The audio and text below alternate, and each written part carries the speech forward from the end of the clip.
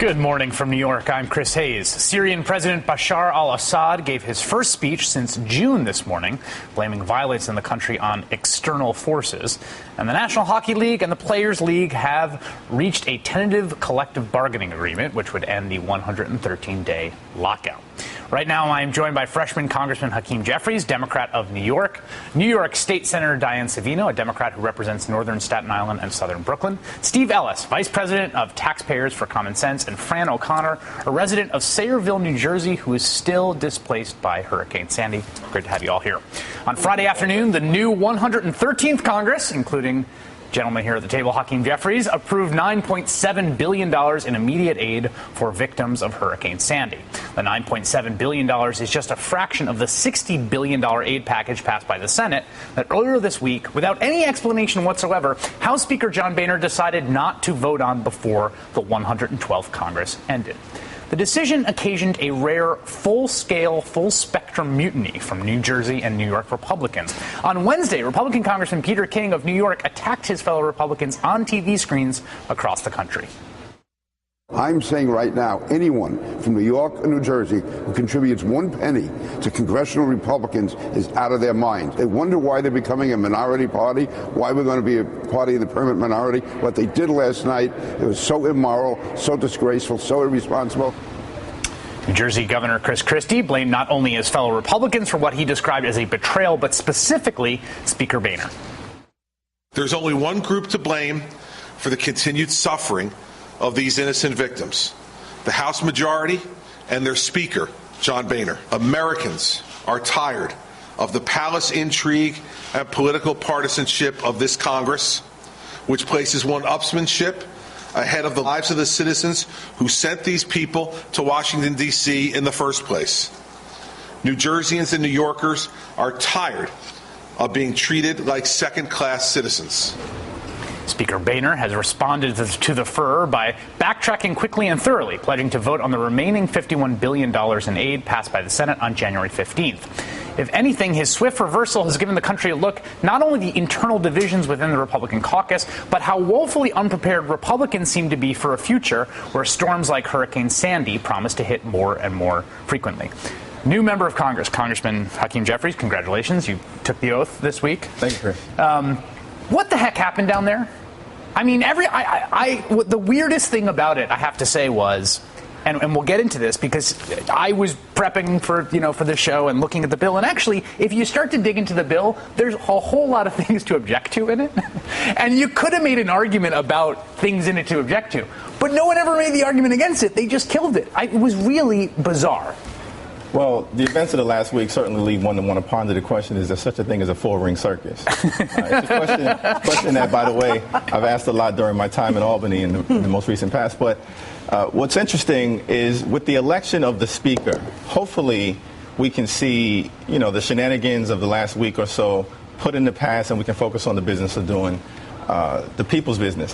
What was interesting is that it really does appear that the speaker concluded after the fiscal cliff vote on January 1st, that it was untenable for him to bring the $60 billion flood relief bill to the floor, given the mood of a significant number of members of the Republican Meaning Congress. He'd alienated members of Congress because they felt like he caved, they felt like the White House had won, and then the very next thing he's going to do that week, and the last thing they're going to do before they close out the lights, is $60 billion new dollars in spending. Absolutely, because, there's a concern amongst many members on the Republican side with the debt and the deficit.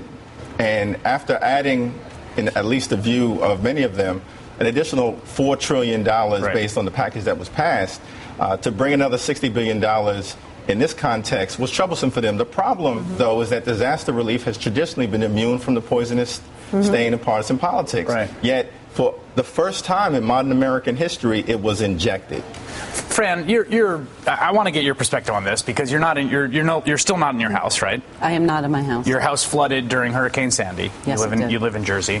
How'd you respond watching this whole thing go down? It's very disheartening. Everyone in government constantly reaches out to us, especially right after the storm, to say, we're there for you. We're going to do everything we can to help you. And here we are at day 68. and we have not received anything from our insurance companies.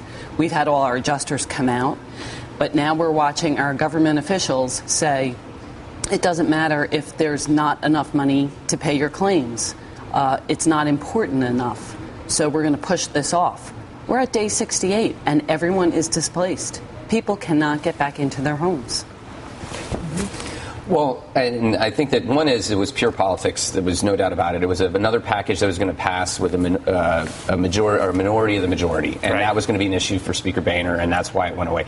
Part of the problem is it shouldn't have taken this long. We should have been debating this a lot earlier. The president didn't submit his package to the Congress until December 7th, so it was well after the storm. So we were well along that area, and then certainly and then the Senate took its time and actually added in a lot of extraneous provisions. And the extraneous provisions are one of the things that delays it. When people can pillory the bill because it has $150 million for fishery disasters in Alaska and Mississippi, because it has extra money that's added in for other disasters that are not Sandy related, it slows the progress of the bill. And absolutely, the $9.7 billion, which was to fund allow the National Flood Insurance Program to borrow from the Treasury an additional amount, had to be done. I mean, we have to keep, just like the debt ceiling, we have to keep the full faith and credit of the U.S. government. We have to make sure that we pay our bills. People bought flood insurance policies, paid their premiums. Right. We need to pay off those. I want to, Diane, I want to talk about flood insurance in a second, so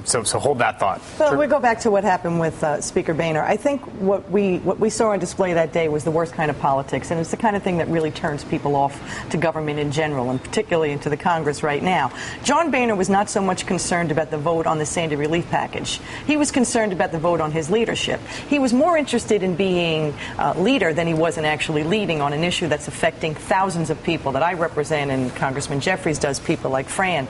And what's even more distressing is in this whole discussion, it's not whether this bill was larded up with pork and what pork actually means. You know, one man's pork is another man's necessity.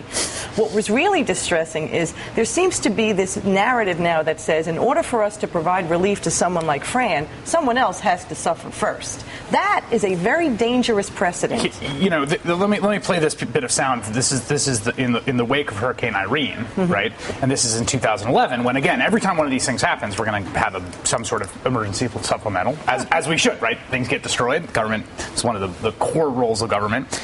You said that we hadn't seen this kind of partisanship before, but here's Eric Cantor in 2011 basically just stipulating, as a general principle, emergency supplementals got to come out of someone's pocket. We can't spend over above what the baseline is. Here it is. Take a look. You believe that any federal money that comes out for Hurricane Irene needs to be met dollar for dollar with spending cuts? Is that right? Well, again, the House has already acted and has already funded over $1 billion for additional disaster relief money. That money has been offset by savings elsewhere.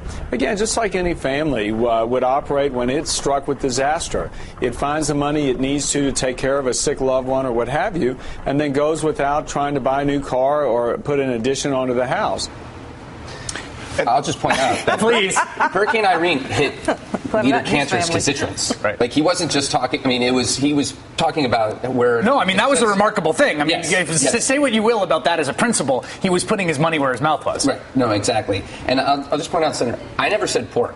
And I'll just be clear. I mean, there's things in here that are nice to have, would like to have, that are important. I mean, I know that from more like studies, tofu or something healthful. Well, yes, there you go. But not tofu that we necessarily have to have right now, and that should be done as an emergency. Because the key thing is that when you designate something as an emergency, it means it doesn't count against the budget caps. It means but it does add to our $1 trillion deficit. It does add to our. It also means it's hard to vote for without getting killed on programs such as these, or by Chris Christie, and finally, well, so I think that a couple of differences here. First of all, in this particular instance, you had the Senate that passed a bill, $60 billion. The Speaker promised a vote on the bill to several people, as well as publicly, prior to the close of the 112th Congress, and then he went back on his word.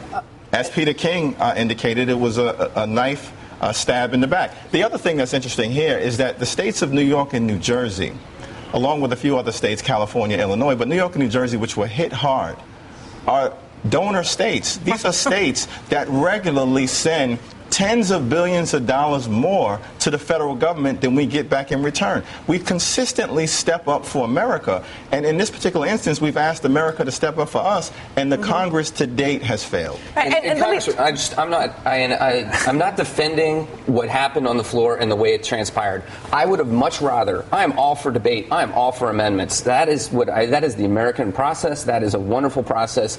I would like to see some of that funding stripped out. And often you see one chamber or the other jam the other chamber, which is what happened here at this time. I think that they should have done the $9.7 billion. I think we need to debate the rest of this package because there is stuff in here. And quite frankly, I worked on the Senate bill. I've read the Senate bill many times. I read it just recently after it was enacted and or passed. In between, sometime on the floor that I missed, they redesignated some of the Corps of Engineers construction funding so that it wouldn't just go to Sandy reconstruction, but it would also deal with Hurricane Isaac in portions of states that were affected that are in the Mississippi Valley Division of the Corps of Engineers. What are those two states? Where did that? Louisiana and Mississippi. Who are those people behind that? Probably the ranking member of the Appropriations Committee, Senator Cochran, and probably a senior Democrat on the committee, Senator Landrieu. And so that's, to me, is part of the problem in the system, and I don't want to get jammed. But why do you think that they would be interested in putting that money in there? I mean, let's look at this. I said earlier today that, the year of the flood seems to come every other year now. Now, as Congressman Jeffries said, New York and New Jersey are donor states. If we just got back what we give to Washington, we wouldn't be having a discussion about federal aid. We wouldn't need it. We'd be able to take care of ourselves. Right. But we don't. What we do know, though, is, the likelihood is that places like Mississippi and Louisiana and Florida and the Gulf Coast states, they're going to get hit again a lot faster than we are. And what's going to happen now is you're going to have members of Congress from New York and New Jersey and Connecticut and the Northeast states who may look at them and say, you know what, we're going to parcel out aid to you a little bit more slowly than you gave it to us. So this is something I learned this week in preparation and following this, is that our flood policy is a total disaster. Yes. It's totally disastrous, and you've experienced this firsthand. I want to talk about this because it's really important. It may sound remote to you. I've never flooded. I'm not going to get flooded. But listen to me. We're going to have more floods, so we need to get this figured out. More on this after break.